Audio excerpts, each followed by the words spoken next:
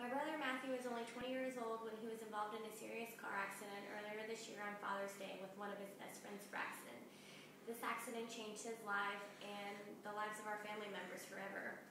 My brother was a passenger in Braxton's vehicle when Braxton lost control of the vehicle, running it into the woods and ejecting Matthew from the sunroof 50 feet away from the vehicle.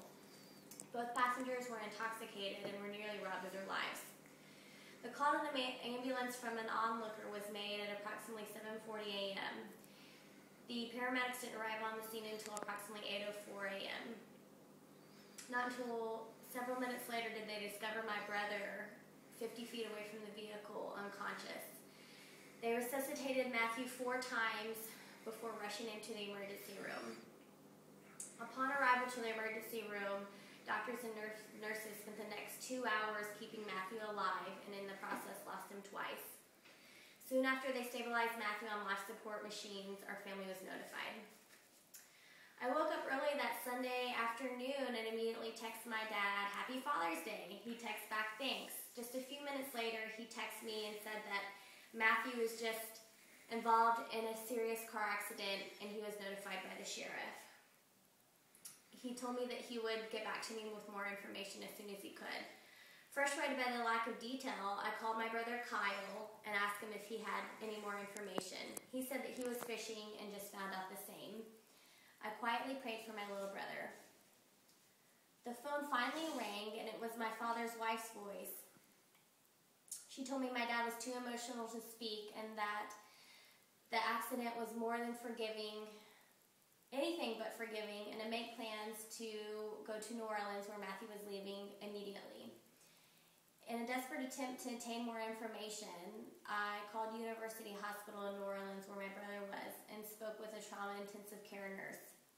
She informed me that he was not in good condition, but they weren't going to let him die. I couldn't get a flight out of Atlanta until early Monday morning. On an empty stomach and only a few hours of sleep, I finally arrived in New Orleans and went straight to the hospital. It was almost like God was doing his part in helping all of our family members get to New Orleans as easily as possible to see Matt, because when I arrived at the hospital, as soon as I got there, I saw my dad, my mom, my grandmother, my brother, and my other sister. We could not see Matt right away as the trauma ICU had very strict visiting hours, so we waited until 10 a.m. and only 2 members could go in at a time for 30 minutes. When my dad and I entered Matt's room, he looked like he was dead. I immediately and hysterically burst into tears. Matt did not move. His neck was stabilized by a neck brace. His head was almost completely covered in bandages. He had a ventilator pipe in his mouth, breathing for him, pushing his lungs up and down, and a hole in his throat where the ventilator was, and where it could attach to his lungs. He was attached to several cords, monitoring his vital statistics, and had ports and IVs to his major arteries.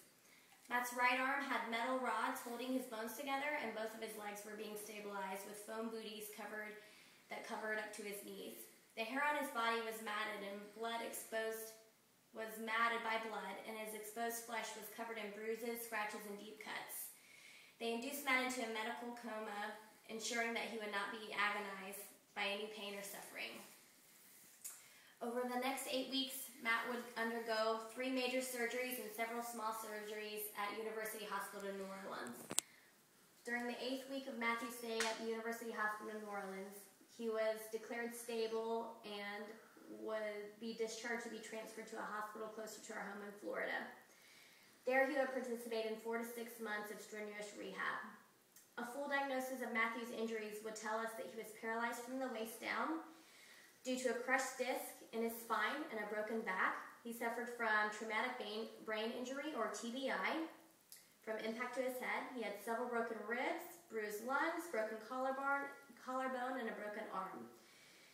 He would never be able to walk again. The doctors also said he would never be able to speak, eat, drink, or swallow. They also said his TBI could affect anything, including but not limited to critical thinking skills, motor skills, memory, vision, or hearing. Matt is now in his 11th week at University of West Florida's rehab facility in Pensacola, Florida, in association with this traumatic car accident. He is conscious, eating solid foods, drinking fluids, reading, writing, and actively participating in 8 hours of rehab every day.